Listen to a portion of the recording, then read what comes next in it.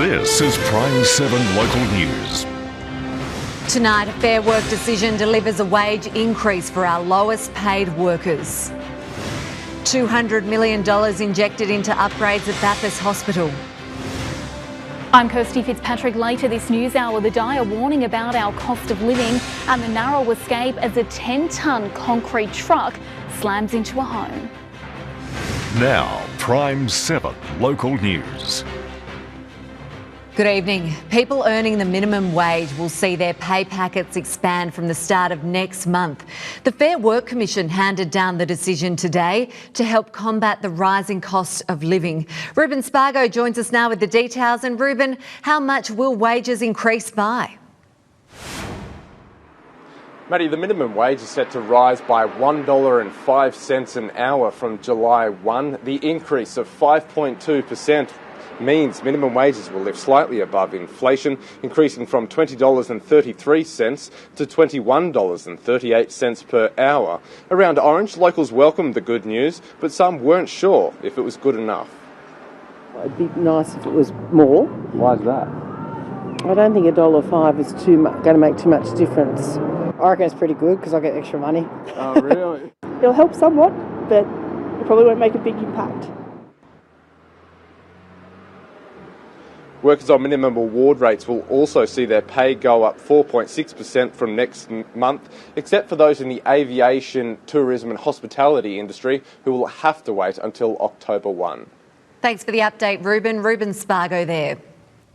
Bathurst Hospital is set to undergo a multi-million-dollar facelift. The major expansion will boost critical services, which are currently under immense pressure. As Bathurst grows, so does the strain on our public health system. We're having increased number of presentations and complex presentations. But Bathurst Public Hospital will soon undergo a major facelift in an effort to future-proof the vital service. This will be the largest investment that we are seeing in a regional hospital in New South Wales. $200 million has been committed to support the redevelopment, but how that money will be spent is yet to be decided. About 7 different options that we need to work through in some more detailed conversations with our clinical staff. By February of next year, we hope to have the master plan completed. The Western Health District hopes to see 44 additional inpatient beds, an upgrade to surgical areas and an increase in the provision of elective urology surgery. The emergency department is also set to double in size. In order to make that happen, we have to unlock some parts of the current hospital. Early planning is looking at adding new wings to existing buildings, while the reconstruction of the current mental health facility is also being considered. And with land in short supply, outpatient services could be constructed in the centre of town instead of on-site at the hospital. But we're being warned it won't be an overnight fix. We hope to have all of the redevelopment fully operational as a hospital by early 2027. Questions still remain about filling ongoing staff shortages. However, with this expansion, I'm very sure that we're going to be attracting more clinicians. In the meantime, the local health service says they will minimise and manage disruptions at the hospital as the upgrades get underway. Ruben Spargo, PRIME7 News. Our region hospitals have been put under the microscope today with a new report showing how they performed in the first quarter of 2022. But the Nurses and Midwives Union says the data does not paint the full picture. Health issues across New South Wales have once again been thrust into the spotlight. In general, across the state, people waited longer in the emergency department and for ambulances to arrive and for elective surgery services. That's according to the latest quarterly report from the Bureau of Health Information. Comparing the first 3 months of this year to the same period in 2019, it's captured the impact of Omicron on our hospitals, health facilities and staff. Partly as a result of the pandemic is that what we're seeing is that the nature of the conditions that people are presenting with are more complex. Despite a high demand for health services and significant staff shortages, the Western Local Health District performed well compared to the rest of the state. CEO Mark Spittle says it's thanks to a dedicated COVID care team set up to minimise presentations to hospital. So that we were interacting with patients regularly, giving them devices so they could monitor their symptoms at home. In the first quarter of the year, there were over 47,000 presentations to emergency rooms across the LHD. 84% of patients started treatment on time, compared to the state average of 70%. Almost 3/4 of patients left the ED within 4 hours of arriving, and 87% were transferred from paramedics to ED staff within half an hour. But the Nurses and Midwives Association says the data seems positive, but doesn't paint the full picture. It doesn't talk about the amount of times that a resident was left unattended or a patient left unattended in some of the smaller hospitals across the state. Today they are renewing calls for staffing ratios, especially as they prepare for a busy second half of the year. Christopher Tan, PRIME7 News. It's a project that could produce as much energy for the region as a new coal-fired power station. But the Central West Orana Renewable Energy Zone is not a done deal for some local landholders just yet. In a time when households are battling surging power costs in fear of looming blackouts, there's been a renewed push in favour of renewable energy. This transition is urgent and important to keep the lights on, but also to keep a lid on energy prices. A key part of that shift is the formation of renewable energy zones. 5 are planned across the state, including one in the Central West and Orana. A lot of interest around transmission lines, renewable energy zones, and how that interacts with agriculture. It's expected 3 gigawatts of power will be generated by these modern stations, which connects clean energy to the electricity grid. It's something like 20,000 square kilometres, so it's huge. It's the large corridor that has some landholders from Wellington, Coolah and Dunedoo on edge. To make sure that's done in a way that it doesn't really reduce agricultural productivity to regions, which is the lifeblood of employment and the incomes of regions. Today, a room full of landholders from across the region attended a forum in Dunedoo to discuss the project. The key talking points including where the zone will go, as well as its visual and agricultural impacts. This is a planning for 50 years that we need to get right. We need to get it right now, and we need to take people along for the ride with us.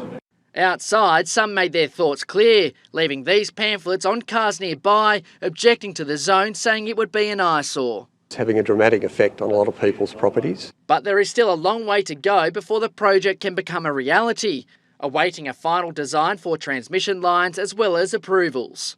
Hamish Southwell, PRIME7 News. Bathurst Regional Council could soon adopt a new position on climate change. Tonight, a new report written by council staff will be put forward. And if council support the document, it would mean they officially acknowledge scientific evidence backing climate change. The report also recognises the extreme risks that climate change could present to the economic, ecological and social future of the region. The real beneficiaries of this are our local farmers and agriculture because they're the ones who need to be protected from an increasingly changing climate, hotter and drier in the years to come. If passed, the report also includes a list of actions council will take to reduce the impact of climate change. By the end of the week, certain mask rules are set to be scrapped for people heading to airports across our region. From midnight on Friday, masks will no longer need to be worn within airport terminals. However, those on board a flight will still be required to wear a mask. Regional Express Airlines will soon increase the number of weekly services running in and out of Orange and Dubbo.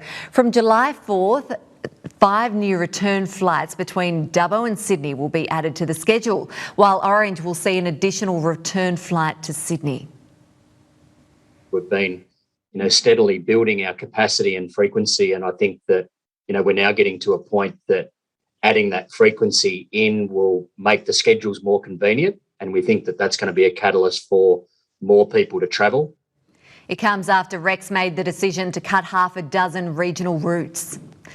It's a taboo topic, but one that experts say regional communities need to face: sexual abuse of elderly people in aged care facilities. On World Elder Abuse Day, a shocking statistic has come to light.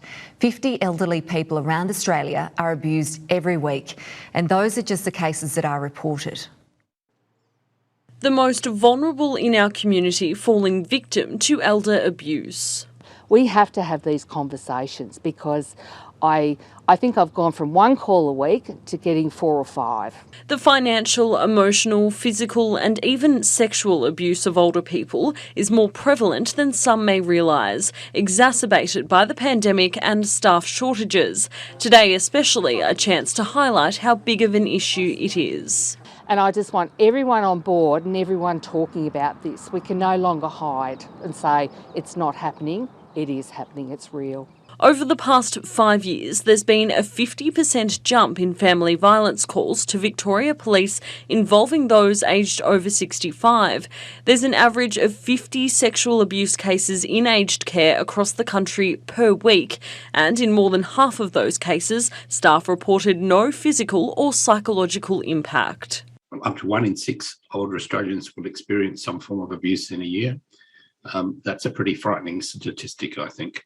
Advocates hope this campaign will initiate real significant change at government levels and educate the community, shedding light on issues that exist in the shadows. We've got a repeat issue here, and we need education, we need awareness, and we need legislation in place to protect people. I've talked a lot at the individual level, but it's also government level action, and it's inexcusable that our Attorneys General have agreed, but nothing has actually happened. Claire Sienta, PRIME7 News. It's time now for a quick check of the weather with Kirsty Fitzpatrick. And Kirsty, it was another frosty start this morning. Yes, it was, Maddie. Some cool temperatures overnight. Good evening, everyone. During the day, it wasn't too bad, though. Sunshine and blue skies, I should say, for the most part. We did continue to see that frost with those cool temperatures overnight and early this morning. And we did have areas of frost around the fog, around the region as well, mainly in the west. Temperatures for Cowra today, the mid-teens, Bathurst 11 degrees. And as we tracked further west, much warmer, almost 20 for Cobar today. Condobolin and Nyngan both reached tops of 17. Winds out of the north and the northwest reaching around 10 to 20 kilometres an hour. Tonight looks mostly clear, although we could see a slight shower in the east tomorrow morning. I'll have all the details coming up a little later. Looking forward to it. Thanks, Kirsty. Still to come in PRIME7 local news, new help for those with a gambling problem, and frost and fire returns to Forbes.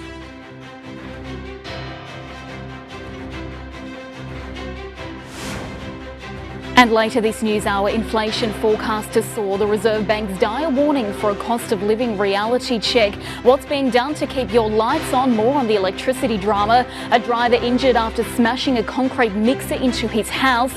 And the big changes coming to Instagram, giving parents more power. Gambling addictions are costing Australians billions of dollars. A program to educate and support people is being launched across regional New South Wales with a focus on those most at risk.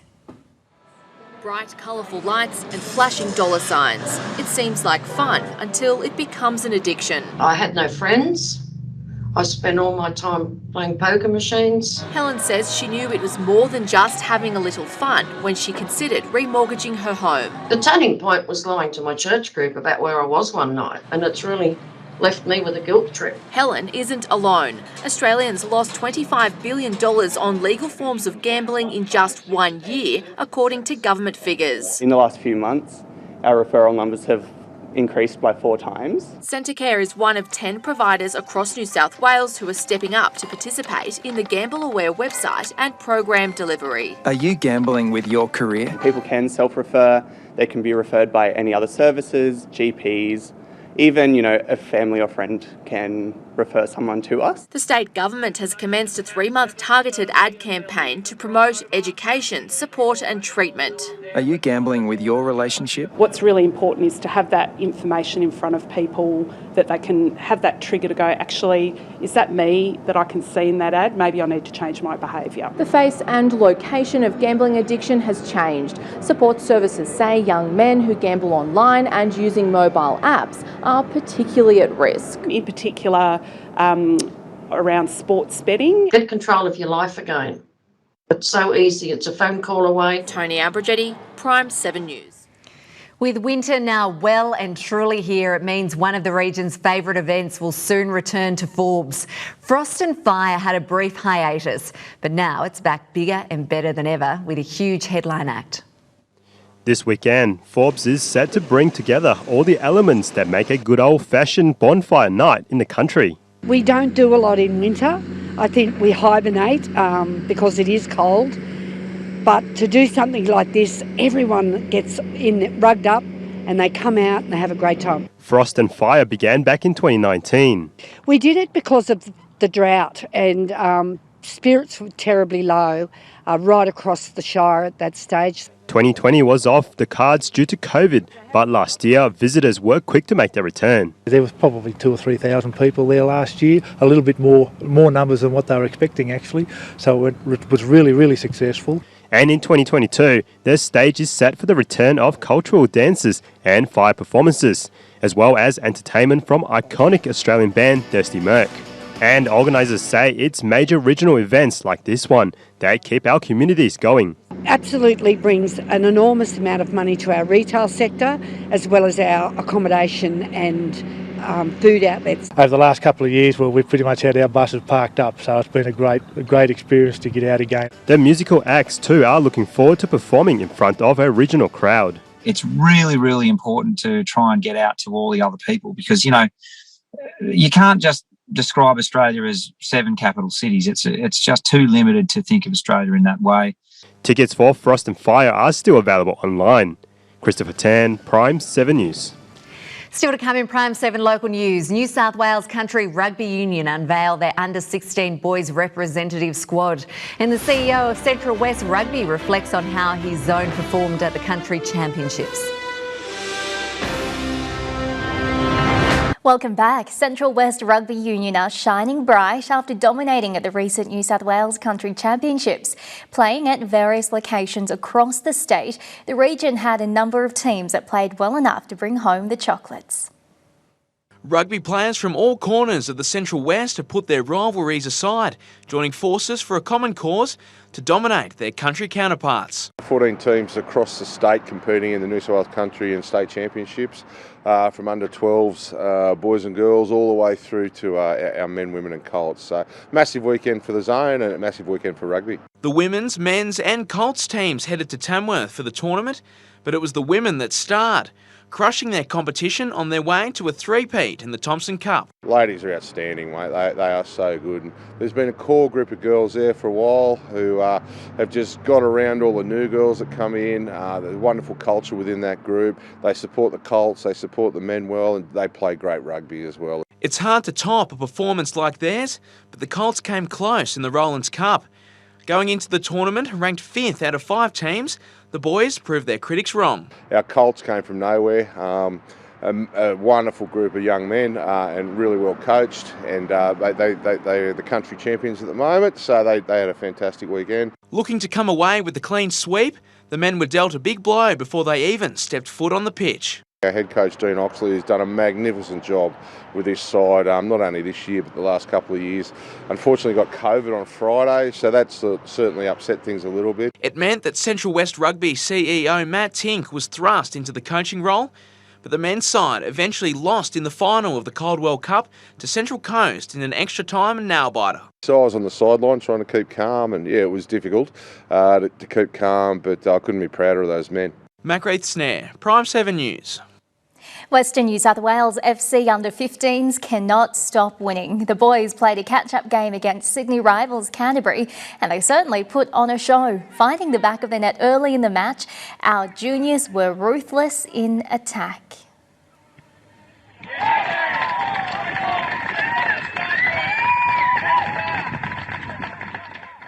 Striker Joseph Hathaway bagged 6 goals in the 7-1 victory, putting the under-15s firmly on top of the ladder. New South Wales Country Rugby Union have named their under-16s boys representative squad. Coming off the back of some great performances, 3 Central West players have been selected.